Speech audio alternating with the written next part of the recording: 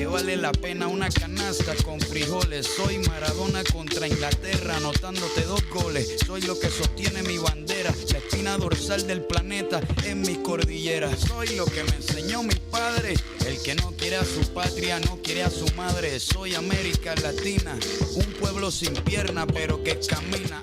Buenas tardes, amables radioescuchas. Estamos en la hora de la patria, el segmento de Pulso Informativo. El día de hoy, un día muy especial.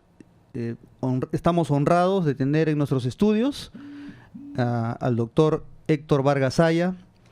Él es un líder histórico del Partido Aprista, a propósito del Día de la Fraternidad, el Día del Onomástico de Aya de la Torre, y de las celebraciones pues en el Partido Aprista. Él es, como decía, líder histórico del APRA, ha sido secretario general del partido en algún momento. Él ha sido fundador también del Parlamento Amazónico, ex constituyente en 1979, junto con Víctor Raúl Aya de la Torre, de la Constitución del 79. Político, periodista y profesor universitario. Tenemos entendido que enseñó economía en la Universidad Villarreal. Gran luchador de la anticorrupción dentro y fuera del partido. Bueno, pues bienvenido, doctor Héctor Vargas Aya, a los estudios de Radio Moderna, a la hora de la patria. Muchas gracias. Estoy a las órdenes de ustedes, a ver si puedo satisfacer en algo, ¿no? No, de todas maneras, usted es un representante del estudio y de la acción también de la anticorrupción dentro del partido aprista y fuera del partido también, en su ejercicio parlamentario, en los tiempos de Belaunde, el famoso libro Contrabando, ¿no? Sí. En el año 70 y con reediciones el año 76 y 2006. Hay varios libros, en realidad, relativos a esta labor de estudio y de lucha anticorrupción. Tiene Contrabando en 1970, en el año 76, en el 2006, Democracia o Farsa, dice, en el año 84, Parlamento y Moral Política en el 91, Frustración Democrática y Corrupción en el Perú en el año 94, hacia la reforma del Estado en el año 2001, y un libro importante, 184 años de corrupción y impunidad en el 2005. Muy interesante el libro, y acá tenemos algunos aspectos que vamos a poner en relieve a lo largo del programa. Y Antología de Traiciones en el 2010. Sí. ¿Cómo concibe la corrupción en nuestro país, doctor Vargas Aya, a través de los gobiernos que nos han sucedido en los últimos 30 años sobre todo, y que devienen en Odebrecht y en todo esto que estamos viviendo y padeciendo los ciudadanos del Perú? Bueno, mi querido, muchas gracias. Mi saludo a todos los radio oyentes. Su pregunta es muy importante. ¿Cómo concibo la corrupción? Es que la corrupción está institucionalizada en el Perú, hasta en los poros, y nació con la República. No se olvide usted que aquí se afirma, por ejemplo, que es una pena que los 4 últimos presidentes de la República, por ser los que por primera vez han nacido de elecciones generales, han caído en responsabilidades y están cuestionados. Pues que no se alarmen. Los 2 primeros presidentes de la República también fueron cuestionados. El primer presidente de la República, José de la Riva Agüero y Sánchez Boquete, no se olvide usted que fue declarado traidor a la patria por oponerse a la independencia del Perú y por aliarse con la conquista. Y fue declarado traidor a la patria, después expatriado a Chile, etcétera, etcétera. José de la Riva Agüero. Y el segundo presidente, José Bernardo Tagle, también fue declarado traidor a la patria. No fue detenido porque se escapó y se escondió en el Real Felipe, donde murió. Y posteriormente han venido los otros presidentes. Rufino Echenique, uno de los más corruptos presidentes que ha tenido la República, contra el que se levantó Castilla. ¿Se acuerda usted? Bueno, es decir, toda la historia del Perú, con excepción de 3 o 4, ha sido un solo de corrupción. Y con eso nos intenta decir que es algo, entre comillas, algo normal en nuestra historia republicana. ¿Cómo es un...? Yo no podría calificar de normal, es una cosa normal, pero es una cosa genérica, que parecería que estuviese en los poros de los políticos, usted diría, de la clase dirigente. No todos, hay mucha gente honrada. Lo que ocurre es que hay gente buena que no quiere participar en política. Y ahí yo recuerdo lo que decía Toynbee, Arnold J. Toynbee, dice, bueno, quienes no desean participar en la política, pudiendo hacerlo, corren el riesgo de ser gobernados por lo que sí desean. ¿No es cierto? Y eso está pasando. Se deja la cancha libre, vienen los aventureros. Actualmente el Perú es un país que no tiene partidos políticos. No solo no partidos, no tiene instituciones. Está desmembrado cívicamente y a eso se suma que es un país donde se ha descuidado totalmente la educación y la cultura. Y un país sin cultura, sin educación, no puede ser, aunque haya 40.000 elecciones.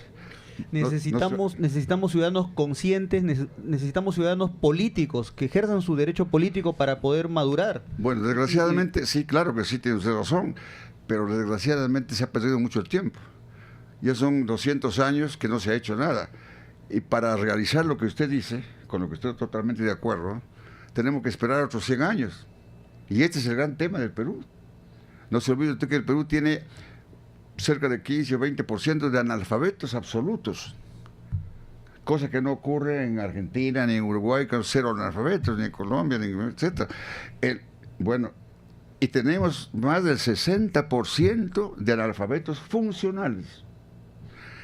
Y el analfabeto funcional es peor que el absoluto, porque como el absoluto no lee nada, bueno, pues no se entera de nada. En cambio, el funcional ya sabe leer y escribir apenas, y lee lo que le interesa y es fácilmente inducido por los intereses negativos. Esa es la tragedia del Perú. No tenemos... Mire usted, le contaba una anécdota al señor en la antesala. En una ciudad de 11 millones de habitantes se clausuró la Feria del Libro hace poco, el mes pasado. En 17 días solo asistieron 100.000 personas. Oiga usted, 100.000 personas en 17 días. Y cuando se abre la mistura para ir a comer disparates, solo en un día hay 500.000 personas, en un día. Imagínese, ese es el grado, el nivel, como podemos mirar, el grado de educación de este país, ¿no? ¿Dónde está la responsabilidad? ¿Es responsabilidad del Estado, de los partidos políticos, de nuestros políticos? ¿O a nadie le interesa que nuestros ciudadanos se eduquen? Eso es. Yo le cuento una anécdota. Eso lo contaba Víctor Raúl de la Torre a propósito de su aniversario. Mire, los que dominaron el Perú han sido los lugartenientes, de tipo feudal, hacendados, los que dominaron en forma realmente criminal. Y ellos se oponían a lo que usted dice, no querían educar a los peruanos, porque la educación es el enemigo número 1, según ellos, de sus intereses de mercado.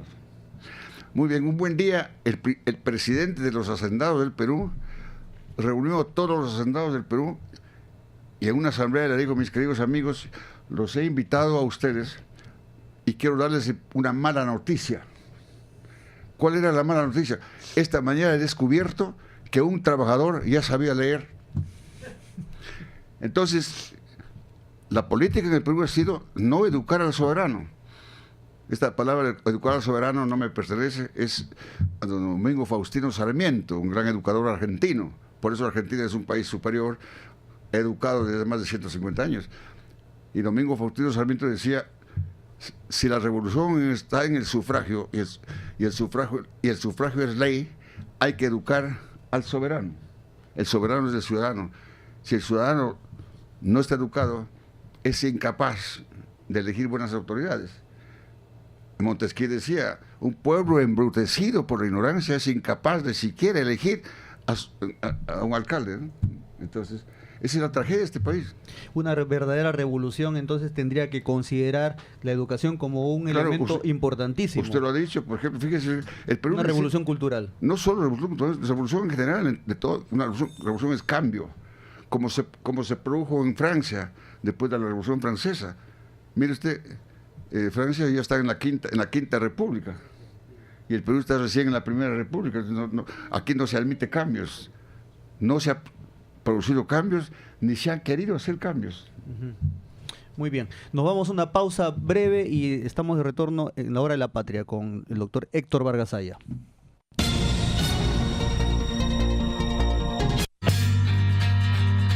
Vecinos del Cercado de Lima, este 2018 el SAT amuebla su casa. Solo pagando su impuesto predial y arbitrios hasta el 28 de febrero puede ganar un juego de sala, comedor y dormitorio. También gane paquetes turísticos dobles a punta sal, televisores, laptops y tablets. Visítenos en www.sat.gov.pe y en nuestra página de Facebook. El plazo vence el 28 de febrero. ¿Buscas lo mejor para tu hogar? En Plaza Hogar podrás elegir, diseñar y plasmar todas tus ideas. Todo lo que soñaste está en Plaza Hogar. Diseños exclusivos y precios sin competencia. Cómprale al Perú. Ven a Plaza Hogar. La emoción de encontrar lo mejor para tu hogar. Avenida Angamos, 1551 Surquillo. Palabra de Maestro, revista de educación y cultura de derrama magisterial, cumple 20 años. Actualización pedagógica, educación, cultura y servicios para la docencia y el desarrollo del país. Fuente de consulta académica. Entrega gratuita en las oficinas de derrama magisterial a docentes asociados. Pídela. Viene con CD. Homenaje al maestro. Revista Palabra de Maestro. Desde hace 20 años, los que educan nos leen. Los maestros de la Universidad Peruana Simón Bolívar te ofrecen estudios de calidad a tu alcance. Visítanos en Avenida Brasil 1228 Pueblo Libre, teléfono 743-7901, anexo 129 y 130. Universidad Peruana Simón Bolívar, www.usb.edu.pe. Educación de calidad a tu alcance. Universidad Simón Bolívar. Colegio John Nepper de San Isidro, inscripciones y matrícula abierta. Se aceptan traslados en los niveles inicial, primaria y secundaria. Los esperamos en Avenida José Gálvez Barrenechea, 525 Corpac, San Isidro. Teléfonos 22 41 032 y 99 26 20 675. Colegio John Nepper, 25 años formando en valores. Buenos días a todos los amables oyentes en esta mañana de su radio Inti Raymi. Ya, estamos de regreso en la hora de la patria con el doctor Héctor Vargas Aya y nos quedamos en que entonces desde el inicio de la República viene este cáncer de la corrupción inspirado, o bueno, llevado a cabo por los dirigentes políticos, por las personas que dirigían la patria y quién sabe por los que impulsaron la independencia americana, ¿no? La independencia del Perú. Pero, sí, claro, pero no se olvide una cosa, que no hubo un solo peruano que impulsara la independencia del Perú, todos fueron opuestos a la independencia. El Perú carece de líderes de la revolución de la independencia. Los líderes de la revolución son extranjeros. San Martín, Bolívar, O'Connor, Guido, Arenales, Sucre, bueno, es decir, todos son hasta chilenos. O'Higgins estuvo acá, también imagina usted. Entonces esta fundación de la República la debemos no a líderes o a un movimiento realmente peruano. No. Por eso, mire usted, por eso que el Perú fue el último de los países de América en independizarse. Porque en el Perú hubo una oposición a la independencia del Perú. Hay un libro de un historiador Carrillo, colombiano, que dice, bueno, la independencia del Perú ha sido conseguida o concedida. Es decir, la consiguieron los peruanos o nos la obsequiaron. No se olvide usted que en la guerra de la independencia, Junín y Ayacucho, ¿quiénes pelearon? Los realistas contra los patriotas. Uh-huh. Los patriotas eran un grupo, los realistas, perdón, eran peruanos, criollos, asociados a los españoles. Y patriotas fueron muy pocos, que se formó por colombianos, ecuatorianos, chilenos, venezolanos, etc. Bolívar fue venezolano, Sucre fue venezolano, entonces así. Y cuando se peleó en Ayacucho, ¿no? Imagínese usted, la guerra de independencia la ganaron los patriotas contra los realistas, y quiere decir que peruanos contra peruanos. No contra peruanos. Porque la mayoría de los peruanos no querían la independencia. Esta es la verdad. Se hace necesario entonces de repente una refundación de la república, ¿no? Claro que sí. Una nueva república, pero ya de los peruanos. Pero muy bien, yo lo felicito por su pregunta, porque hace más de 100 años Manuel González Prada ya decía eso, que el Perú necesita hacer una refundación, hay que hacer una nueva, porque el Perú no era una nación, sino apenas una comunidad desperdigada de grupos, etcétera. Y hace poco ha fallecido el doctor José Matos Mar, un autor, ¿no? Y él dice que el Perú es una nación inconclusa, incompleta, inconclusa, hay que hacerla de nuevo. ¿Entiende usted? Lo que usted dice es cierto, pero ¿cómo se hace? ¿Cuándo se hace? Claro. Y en ese escenario queremos que usted nos diga cómo irrumpe Víctor Raúl Haya de la Torre y el APRA, ¿no? Con esa doctrina que pretende cambiar esta situación. Claro. Él irrumpe en el año 31, no antes del 24, pero el 31 se fundó el Partido Aprista. Y mire usted, duró durante 50 años incólume, una institución fuerte, vigorosa y un verdadero partido político. No obstante, que tuvo que luchar contra todos los factores en contra. No se ve usted que estaba vigente la Constitución Política de 1933, que en su artículo 53 se institucionalizaba legalmente la persecución al Partido Aprista. El artículo 53 de la Constitución del 33 decía que no se admite partidos de colaboración internacional, etcétera, etcétera, que quedaba al criterio de los tiranos de turno. Por eso que el partido fue perseguido durante 30 o 40 años, y pese a eso ha subsistido. Y él que decía, él quería hacer la gran revolución en este país. Y en el Perú se tenía miedo por ignorancia, porque aquí se confunde revolución con motín, con rebelión, con sangre. No, revolución es cambio. Y hasta ahora los sectores del Perú no quieren cambios. Mire usted lo que está pasando ahora. Discúlpeme que le pongo un ejemplo. Una cosa que a mí me da vergüenza y pena. ¿Cómo es posible que el Congreso se haya aprobado una ley actualizando la esclavitud? La ley Pulpín, que está ahora en vigencia, todavía no está promulgada, espero que no la promulgue el Pleno de la República, establece que los jóvenes que estudian en los institutos deben trabajar obligatoriamente durante 3 años en las empresas prestando sus servicios para que se perfeccionaran, pero sin ganar un sol. Claro. Esa es una ley.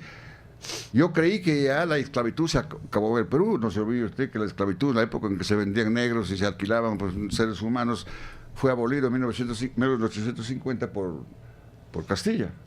Y resulta en pleno siglo XX, al iniciar el siglo XXI, se actualiza la ley que institucionaliza la esclavitud, porque no otra cosa significa obligar a los jóvenes a trabajar 3 años al servicio de las empresas privadas sin ganar medio. Imagínense ustedes. Ese es el Perú, pues. Y nadie dice nada, todos están aplaudiendo, no sé, o se han quedado dormidos, ¿no? No se va a permitir eso. Yo creo que las organizaciones sociales y los jóvenes van a volver a salir a las calles, como ya salieron en aquella oportunidad con la intentona de la ley Pulpín. Ojalá así sea. Bien, nos vamos a una pausa breve y regresamos. Amigo contribuyente, ¿quiere llevarse una camioneta 0 kilómetros full equipo? Solo tiene que pagar su impuesto vehicular hasta el 28 de febrero. También gane paquetes turísticos dobles a Punta Cana, televisores, laptops y tablets. Visítenos en www.sat.gov.p y en nuestra página de Facebook. Recuerde, el plazo vence el 28 de febrero. Bien, estamos de regreso en la Hora de la Patria y justamente estábamos analizando el tema de Víctor Raúl y el Partido Aprista, que viene con propuestas indoamericanas, ¿no? Sí. O sea, para salidas no solamente para el Perú, sino para lo que llamaba Víctor Raúl Indoamérica, sí, ¿no? ¿Y cuál es su relación en ese tiempo con Mariátegui? La relación con Víctor Raúl y con el Partido Aprista. Bueno, dicen algunos que sí. Mariátegui fue aprista, después dicen que no. No, ¿Cuál, sí. ¿Cuál es la realidad ahí? Sí, Mariátegui fue aprista, se inició muy joven, era muy amigo, pensaban igual con Víctor Raúl de la Torre, pero yo no sé qué pasó y nadie sabe que Mariátegui en un momento dado se volcó hacia ideas extremistas, totalitarias, y bueno, y ya conocemos el resto. Pero ocurre que Mariátegui tiene una contradicción en su vida, en la vida histórica, porque si bien es cierto, fue revolucionario, escribió los 7 ensayos de la realidad peruana, etcétera, es un hombre que hay que aplaudir. Claro, y es patrimonio de todos los peruanos, igual que Víctor Raúl de la Torre, ¿no? Sin embargo, se puso al servicio de la dictadura. No se ve usted que en la época de Leguía, él fue embajador de Leguía en Italia. Así que hay que recordar, en el Perú, pues lo que pasa es que perdemos fácilmente la memoria, ¿no? Entonces, él tuvo ese lapso, ¿no? Bueno, igual que Víctor Raúl salió en la coalición APRA 1, ¿no? Con el dictador. No es así. Ahí es un error. La coalición APRA 1 no fue una alianza, fue una coalición necesaria. Sin la coalición APRA 1, el señor Belaúnde no hubiera podido asumir la presidencia de la República, porque como no había mayoría, no se podía elegir la directiva. Y la directiva era necesaria para que pueda jurar el cargo el presidente de la República y recibir la banda presidencial. Faltaban 15 días para que el 28 de julio se iba a producir una gran crisis política y el país venía de un golpe militar. Y si no se instalaba el Congreso, otro golpe se hubiera producido el 28 de julio y Belaúnde no hubiera podido asumir la presidencia de la República. Pero además se olvida de otra cosa, yo le agradezco por la pregunta. La coalición APRA 1 se disolvió 3 años después y se armó una segunda coalición, la coalición APRA, Acción Popular. De eso no se acuerdan, que fue lo que se llama el gabinete conversado, con Treyes, ¿o no? Gabinete conversado. Hubo en el país, en el Parlamento, 2 coaliciones. La primera coalición APRA 1 y la segunda la coalición APRA, Acción Popular. ¿Y por qué fue con Acción Popular? Porque Acción Popular se quedó sola cuando renunció el Partido Demócrata Cristiana, dirigida por don Luis Bedoya Reyes, que fue un acto en medio gobierno, lo abandonó a Belaúnde para formar el Partido Popular Cristiano. Hay que recordar la historia, mi querido amigo, para saber estas cosas. La coalición APRA 1, a Dios gracias, Fernando Belaúnde agradeció esa coalición. Y digo que si no esa coalición no se armaba, él no asumía la presidencia de la República. Así de claro, mi querido amigo. Muy bien, pero sí queríamos justamente tener un panorama entre lo que era la visión de Mariátegui en sus 7 ensayos, ¿no?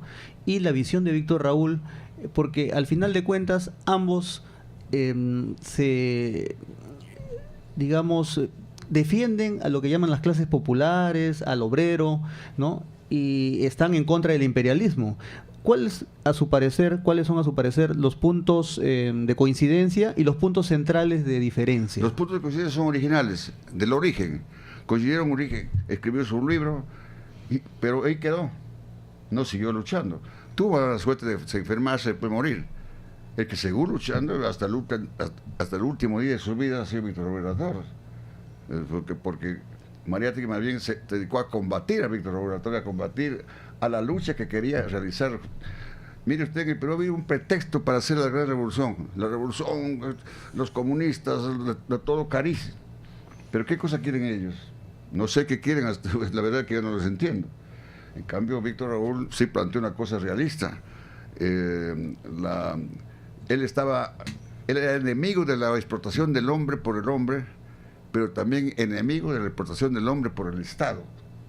Es decir, ni el sistema liberal absoluto, ni el sistema totalitario estatal, ninguno de los dos. Él quería un sistema distinto. Por eso es que en la Constitución de 1969 se pretendió establecer la institucionalidad democrática en el país, que no se logró, porque la Constitución del 79, como usted sabe, adolece de muchas cosas, y porque debido a la coalición, más que coalición, a la coordinación, a la alianza que se produjo entre dos partidos que se odiaban entre sí, que los comunistas con el PPC.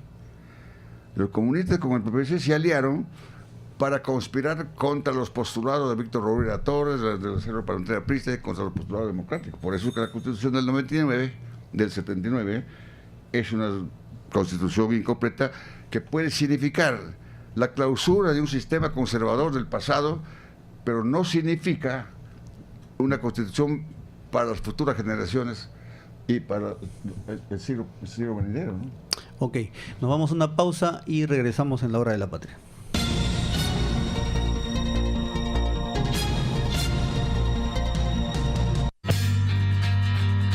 Vecinos del Cercado de Lima, este 2018 el SAT amuebla su casa. Solo pagando su impuesto predial y arbitrios hasta el 28 de febrero puede ganar un juego de sala, comedor y dormitorio. También gane paquetes turísticos dobles a punta sal, televisores, laptops y tablets. Visítenos en www.sat.gov.pe y en nuestra página de Facebook. El plazo vence el 28 de febrero.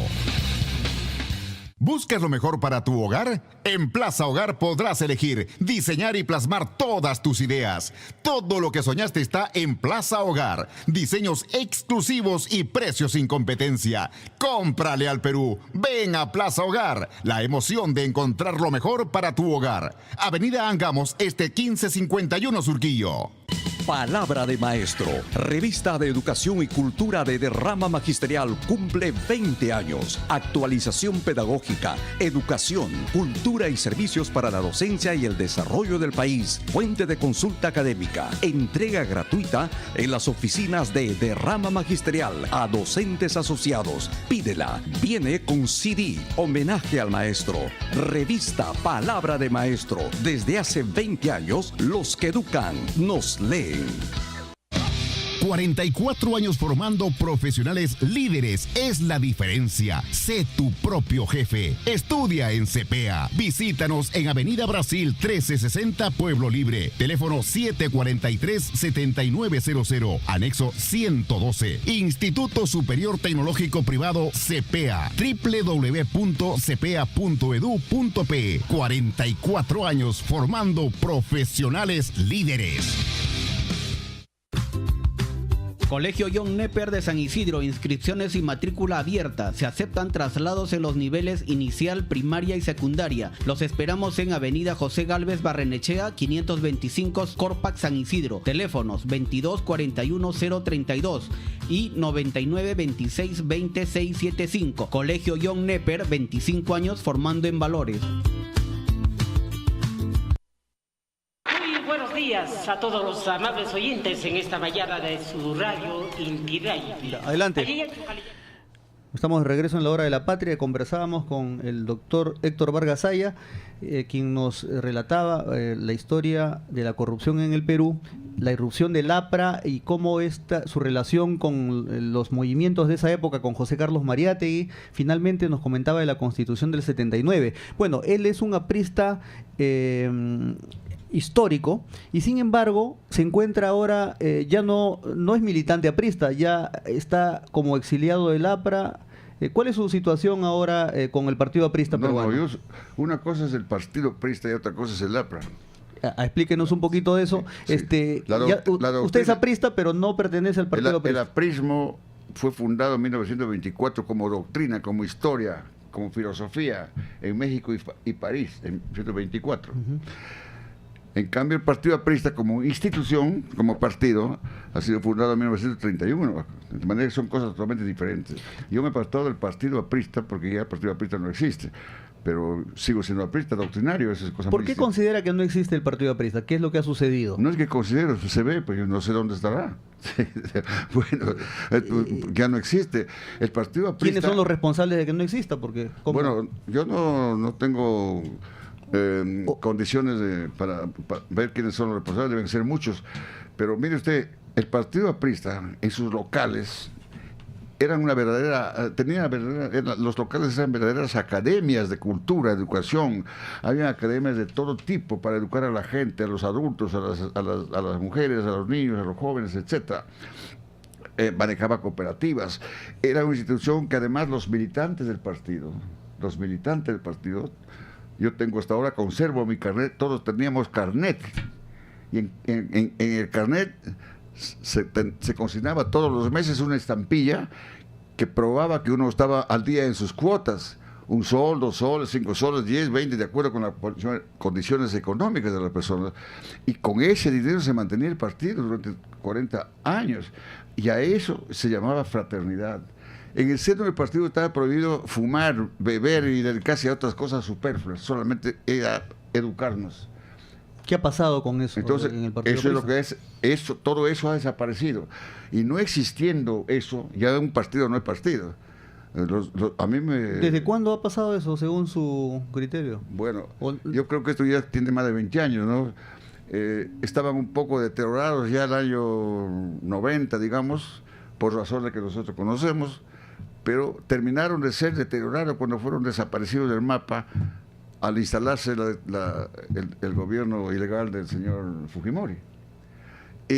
¿Fujimori es responsable de lo que ha pasado en el No es el responsable único, es uno de los responsables.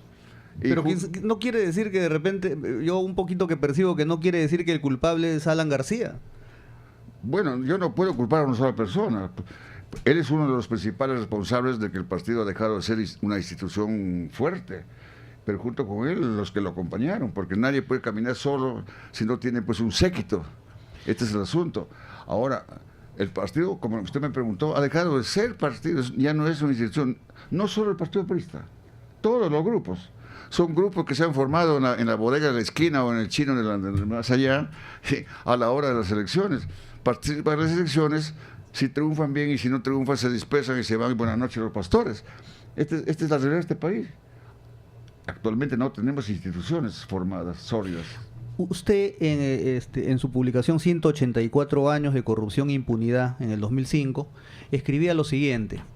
Dice, abandonaron la prédica de Haya de la Torre y el ideario aprista y se han dedicado a la corrupta práctica de satisfacer ambiciones personales, a la conquista de curules parlamentarias, ministerios y riqueza derivada de los consorcios especializados en lobbies corruptores. Se olvidaron del imperativo mandato aprista de realizar la gran transformación social del Perú, el Estado antiimperialista, el Frente Único de Trabajadores Manuales e Intelectuales, de la redención de las seculares de las clases pobres, víctimas del olvido y el desprecio. Y en otra parte dice, bueno, acá con un nombre ya propio, García Pérez utiliza al partido aprista para servirse de él enrolado en los bufetes directorios de consorcios donde pululan cundas personeros en busca de negocios y riqueza, y etcétera, etcétera, etcétera, ¿no? Y se indica al periodo de Alan García y su cohorte realmente de esta suerte de desaparición del partido aprista. Bueno, muchas veces me formulamos la misma pregunta y me preguntaron cómo es posible que yo haga esas afirmaciones, que no solamente soy yo, lo hacen muchos, que unas cuantas personas pueden destruir una institución tan fuerte como el partido aprista. Yo le pongo un ejemplo. Para construir un edificio de 20 pisos, sólido, se necesita ingenieros, técnicos, capataces, material, y se demora ¿cuánto? 1 año para construir ese edificio. Entonces, ¿verdad? Bueno, todo un esfuerzo, un sacrificio, dinero, una estructura que demora 1 año con una participación de un ejército de técnicos, ingenieros, trabajadores, etcétera, etcétera. Pues bien, instalado ese edificio, un loco con una dinamita en 5 minutos destruye el edificio. Eso es Alan García. No me pongo este ejemplo. Yo soy enemigo de estar hablando de personas. Además hay personas que no merecen ni siquiera recordarlas. De manera que así como un edificio se puede destruir con una dinamita en 5 minutos, igualmente se puede destruir las instituciones. No solo el partido. En el Perú se han destruido muchas instituciones deportivas, cívicas, etcétera, de todo orden, cuando alguien lo ha manejado mal, naturalmente. Entonces, sí. Usted que ha estudiado la corrupción a fondo en el país, diría usted, ¿cuál ha sido el gobierno más corrupto de la historia del Perú? Bueno, me pone usted un aprieto para decir podría decir cuál es el menos corrupto, tal vez no.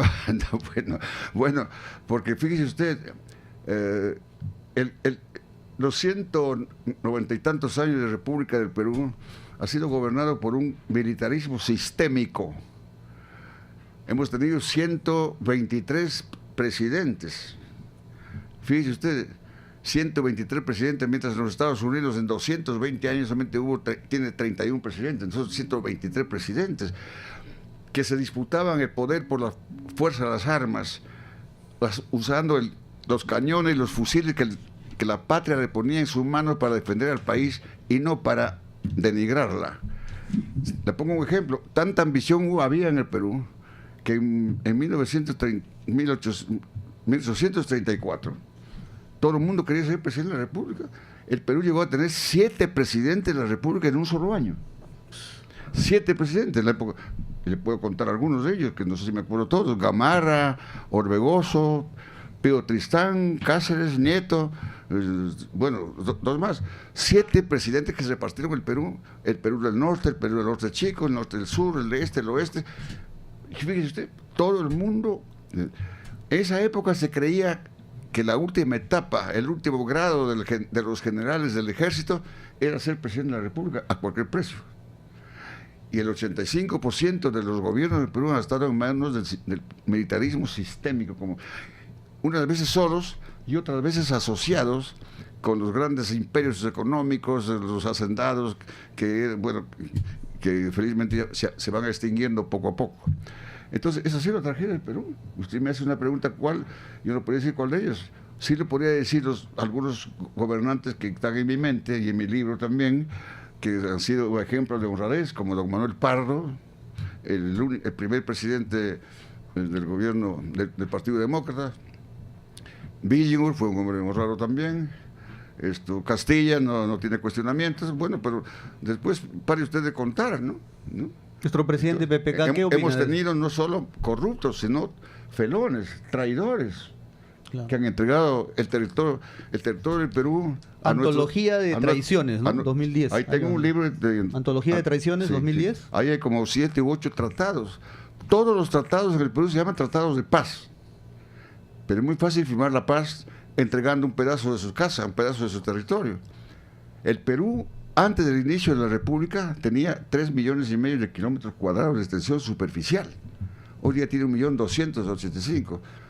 Los 2 millones restantes han repartido los gobernantes entre todos los países fronterizos: Ecuador, Colombia, Brasil, Bolivia y Chile. El único caso en el que se perdió territorio mediante una guerra fue con Chile. Después todo lo demás mediante acuerdos debajo de la mesa. ¿Qué hizo Leguía? Bueno, usted sabe que Leguía entregó una provincia entera, la provincia de Leticia, a Colombia, ¿no es cierto? Vendió la provincia de Leticia a Colombia, ¿no? Lo mismo que hizo Benavides. Benavides entregó la misma provincia que había sido recuperada por los peruanos en Loreto, y lo volvió a... ¿Qué hizo Manuel Prado? Entregó Sucumbios y 103,000 kilómetros cuadrados de extensión superficial al Ecuador, le convirtió en país amazónico. ¿Qué hizo Fujimori con el último tratado? Es un tratado que está vigente y que hasta ahora no se ha ejecutado. Y ha entregado al Ecuador 2 puntas de lanza que se llaman 2 enclaves económicos en Loreto, que están en el puerto de Saramiriza y en Pijuayal. Eso hay que saber. Lo que ocurre es que en el Perú se adultera la historia, se falsifica la historia, se enseña mal, no se enseña peruanismo, sino antiperuanismo. Esta es la verdad de este país. Muy bien, nos vamos a la última pausa y regresamos.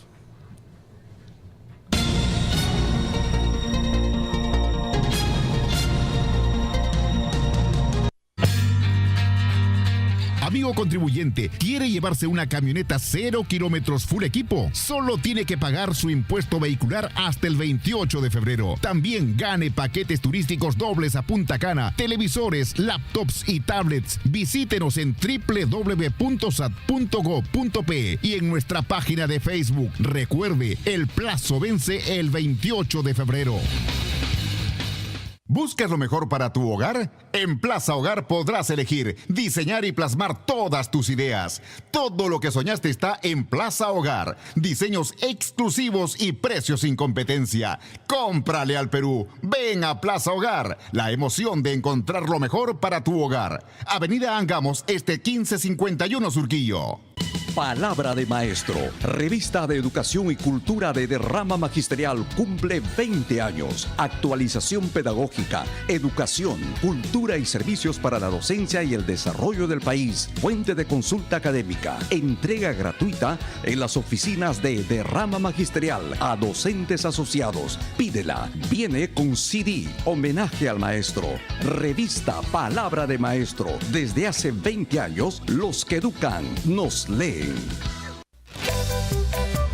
Los maestros de la Universidad Peruana Simón Bolívar te ofrecen estudios de calidad a tu alcance. Visítanos en Avenida Brasil 1228, Pueblo Libre. Teléfono 743-7901, anexo 129 y 130. Universidad Peruana Simón Bolívar, www.usb.edu.pe. Educación de calidad a tu alcance. Universidad Simón Bolívar.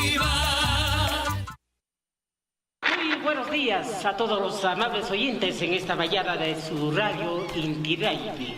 Allí ya chukaliyachu walakyachu mereya kasekichis. Kay qosqollaqtapiqa qllatata qawallaqtakunapi uyarimarniykuna wayqikuna panaykuna. Kunaqa allintaki wayrakuna chaymuqa kay Puerto Rico nacionmanta pacha. Estamos de regreso en la hora de la patria. Nos piden de las redes hacer hincapié en este tema de la corrupción y la impunidad.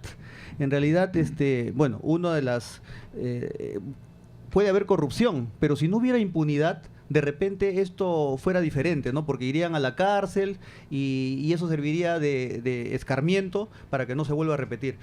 Vamos a pasar un pequeño audio y que nos gustaría que usted comente en todo caso. Sí.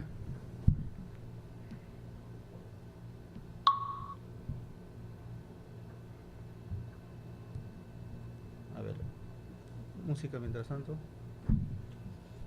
ver, un ratito. Muy buenos días a todos los amables oyentes en esta mañana de su radio Inti-Raymi. Allí ya chukaliyachu walakyachu mereya kasekichis. Para obtener los 25 millones de dólares MUC, al tipo de cambio MUC, usted tuvo que pagarle una comisión a Alan García. ¿Esto es verdad? Bueno, eso sí es cierto. Llamo por teléfono y le pido una cita. Entonces me dice, bueno, vente a las 6 de la tarde. Y él ese día me recibe. ¿En Palacio de Gobierno? En Palacio de Gobierno me recibe. ¿El mismo Alan García? El mismo Alan García me recibe. Me dice, sin su puntualidad, me dice, bueno, ¿y cómo es la mía? ¿Cómo es la mía? Sí, así es, me dijo, ¿cómo es la mía? Entonces, digo, no, yo creo que acá me corresponde un 10%, lo cual es que no puedo, es imposible porque si el dólar MUC me va a costar aproximadamente el 50%, el 10% del 60% y más los gastos que uno tiene por 5 o 6 días de tener el dinero paralizado, porque en esos instantes el interés era del 1,5% diario, 2% diario, ¿no? Entonces se quedó en un 5% del total de la cantidad de dólares. Es decir, 1.200.000. El total. Si hubiera sacado 20 millones, hubiera tenido que entregarle $1 millón. Se sacó aproximadamente 25 millones, tenía que entregarle 1.250.000.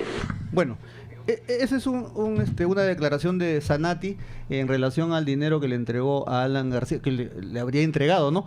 Finalmente, con estas declaraciones quedó expuesto esa entrega. Sin embargo, eso prescribió y quedó impune. ¿Es así la historia de la corrupción en el Perú, mi estimado doctor Héctor Vargas Saya? Sí. ¿Hay impunidad? Claro, la impunidad está institucionalizada en el Perú. Mire usted, siempre se dice que en todas partes hay corrupción. Efectivamente, en el caso de Brecht, por ejemplo, la corrupción ha venido por Brecht de Brasil. Ajá. Sin embargo, mi querido amigo, en Brasil ya hay como 10 altísimos personajes políticos y empresarios que están presos y condenados. Y está en víspera también condenado el expresidente de la República. Esa es la diferencia. Corrupción hay en todas partes. Y algunas veces, en forma irreverente, he dicho, corrupción hay hasta en el cielo. No se olvide usted que en la época de Cristo ya hubo corruptos. Por eso es que Cristo los sacó a chicotazos a los mercaderes del templo, ¿no? También lo traicionaron a Cristo Judas Inclusive Pedro se le negó 3 veces. Mire usted, si en ese sector tan pequeño hubo esas cosas, ¿cómo no va a haber en el mundo donde hay seres humanos? No se ve usted que el ser más irracional de la creación es el ser humano. Lo imperdonable es la impunidad, entonces. Sí, pero porque, entonces ¿no? la impunidad es la causa, no la corrupción en sí. En el Perú hasta ahora no se ha condenado a nadie por ninguno de estos delitos, a nadie. Mire usted cómo engañan al Perú. Hace más de un año que se ha dicho que está en marcha la extradición del señor Toledo. ¿No es cierto? Hace más de un año, ¿no? Así es. Muy bien. Sin embargo, recién ayer salió una noticia en el sentido de que por primera vez el Poder Judicial ha organizado la extradición. Quiere decir que durante un año han engañado al Perú. No hubo ningún trámite de extradición ni cosa por el estilo. Y entonces, y luego se miente al país. La extradición no depende del Poder Judicial. El Poder Judicial es el que solicita la extradición, y la extradición la realiza, la practica el Poder Ejecutivo a través de sus elementos, la policía, la Interpol, etc. En realidad, entonces, no hay una voluntad política de PPK de traer a Toledo. Bueno, no solamente PPK, no solo PPK, todos los gobiernos que yo, por lo menos que por donde yo he transitado, he visto estas falencias, ¿no? No singularicemos a una sola persona. Para mí el señor PPK es un hombre sin fuerza, sin vigor. Bueno, es otra cosa. No sé si estará incurso en actos de corrupción o no, eso tiene que probarse. Pero no hay una forma de probar. Las comisiones investigadoras en el Parlamento no son comisiones investigadoras, son comisiones apañadoras, terminan, es decir, son asambleas donde se dedican a presentar los rostros a la televisión, a hacer publicidad, y no terminan en nada. Pero usted, como estudioso de la corrupción, ¿no le parece por demás indicio, y más que indicio, el hecho de tener una empresa que negocie con el Estado y que después no se acuerde? Y no solamente en un caso, sino en varios casos, claro, que ya están saliendo. No solo yo, usted y todo el mundo sabe que eso es verdad. Pero ¿qué culpa tiene usted y yo que no tengamos un poder judicial? Tenemos un poder judicial eunuco, un poder judicial con excepción de 2 o 3 jueces muy buenos. Todo lo demás la institución está deteriorada totalmente. No hay poder judicial en el Perú. Y actualmente no tenemos ni poder ejecutivo ni poder legislativo, por último. Estamos diciendo el garete. El Perú vive solamente porque es un país muy rico. Tiene de todo. ¿Ah? Es un país que tiene todo. Es un país muy rico. Quizás por eso se sostiene, se mantiene, pese a todo. Es un país muy rico, pero sin embargo con sueldos de 850 para una parte de los trabajadores, y con el 70% de trabajadores informales que no gozan de esa riqueza que están en manos de algunas familias y de las transnacionales. Usted lo ha dicho, el Perú es un país muy rico, pero empobrecido por la corrupción.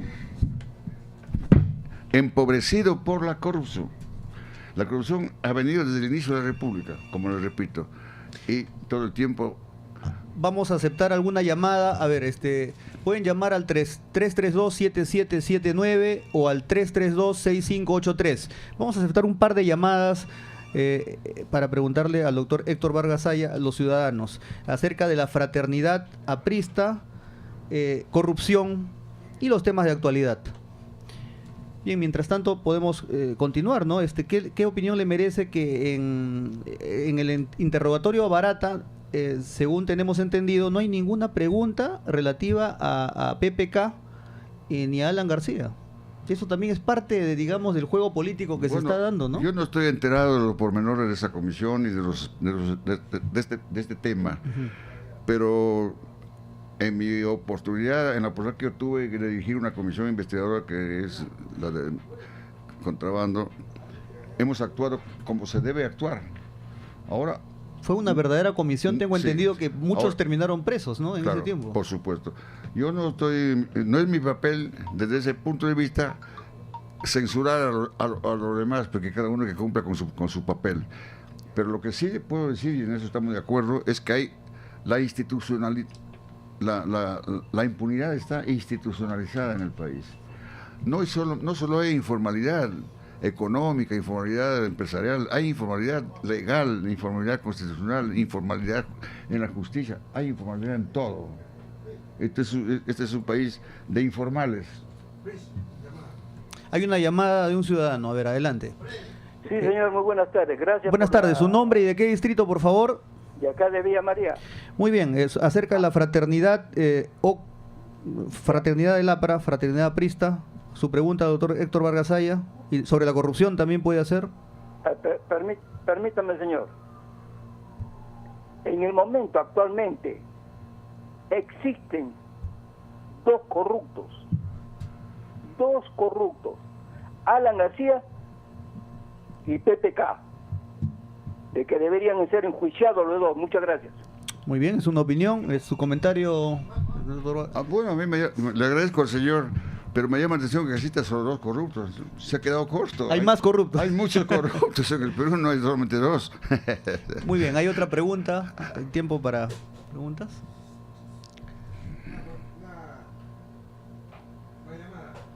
¿Más llamadas? Bien, adelante, su nombre y de qué distrito, por favor. Colgaron. Bien, en cuanto al... ¿le parece justo el indulto a Fujimori? Bueno, ese es un tema controvertido. En primer lugar, el indulto es una facultad del presidente de la República, pero él no está obligado a hacerlo en cualquier momento. No hay que olvidar que el señor Fujimori no solo tenía esa responsabilidad, tiene otros procesos pendientes. Y cuando un preso tiene procesos pendientes de juzgamiento, no puede ser indultado, pues. ¿Se refiere al caso Pativilca, por ejemplo? No solo eso, hay otros casos, el caso de la corrupción, por ejemplo. La venta que hizo Fujimori de 228 empresas mal vendidas por $9.000 millones, de los cuales solo entraron 6.000 millones, eso está pendiente. Adelante, ciudadano. Nombre y de qué distrito llama. Habla Jorge Borges Montoya para felicitar al doctor Vargas Aya, un excelente ejemplo para la juventud y para los viejos sinvergüenzas que no han sabido tener respeto a la dignidad, al honor, a los principios y a los valores. Muy bien, don Héctor, lo felicito, hasta luego. Bueno, felicitaciones ciudadanas para Héctor Vargas Aya, realmente el abanderado de la defensa contra la corrupción. Le agradezco al señor sus felicitaciones, pero quiero decir una cosa: ser honrado y practicar la virtud y comportarse bien no es nada extraordinario. Ese es lo que debería ser lo normal en la vida del ser humano, ¿no? El ser humano debe ser educado, de buenas costumbres, sin vicios, respetuoso, no robar, no apropiarse de lo que no es suyo, etcétera, etcétera. De manera que lo que dice mi amigo, le agradezco mucho, pero no es una cosa extraordinaria ser honrado, hay que serlo honrado. El ser humano está obligado a hacerlo. Víctor Raúl murió pobre, digamos, ¿no? Murió en una casa que no era de él, sí, vía Mercedes. Sí, no solo él. ¿Qué diferencia con otros, ¿no? Incluido García? Prialé, que ha sido secretario general muchas veces, un hombre un líder del partido, tuvo una modesta vivienda ahí en Luzurriaga, atrás del mercado de Jesús María. Carlos Manuel Cox no tuvo casa, vivía en la casa de su hija, y así por el estilo. Cuando murió Luis Heisen, nuestro secretario general del partido, hicimos colecta para enterrarlo, ¿no? Y muchos, yo conozco muchos, lo que pasa es que hay mucha gente honesta, de cuya vida nadie se ocupa, porque en este país, mi querido amigo, para la prensa, no es negocio las obras buenas, es negocio el crimen, la sangre, eso sí es negocio, lo demás no vende. Y el que le habla, por ejemplo, felizmente todavía estoy con vida y salud, tengo todo. ¿Usted vive en La Molina o tiene departamentos en Francia ¿dónde vive usted, mi querido? Ahí donde usted me ha traído, yo vivo en un departamento alquilado de Magdalena, yo no tengo nada. Siendo ex secretario del partido y varias veces parlamentario, sí. Presidente del Parlamento amazónico. Es que mi querido amigo no le llama la atención, a mí no me llama la atención eso, nunca me ha gustado el dinero, esa cosa, porque la felicidad no reside en eso. Platón decía una vez que la satisfacción y la felicidad que da el dinero, esas cosas, no sirve para como calificar el bien. Y él decía, yo prefiero a un Sócrates insatisfecho que a un cerdo satisfecho, ¿no? Es decir, entonces, la vida tiene otras alternativas, otro grado de felicidad. Entonces, y usted me pregunta, ¿cómo han hecho? A los que han hecho fortuna en la vida política, debo decirles dos cosas. Primero, Estamos terminando. En la vida política es imposible hacer fortuna en forma lícita. Es imposible hacer fortuna en forma lícita. Y si alguien lo hace, hay que preguntarle cómo lo ha hecho. Claro. Y bueno, el doctor Héctor Vargas Aya no lo puede decir, pero acá lo vamos a decir, ¿no? Aquellos que dicen, ¿cómo es la mía? O aquellos que dicen, no hay problema, la plata llega sola. Esa es la forma como lo hacen. Pero el doctor Héctor Vargas Aya, ejemplo de político, un dirigente histórico del APRA, lo felicitamos y espero que las nuevas generaciones lo imiten en su manera de ser. Muchas gracias por darnos el honor de tenerlo acá en el programa en la Hora de la Patria y bueno, hasta otro momento, doctor Héctor Vargas Aya. Mucho gusto. Bien, muchas gracias a usted.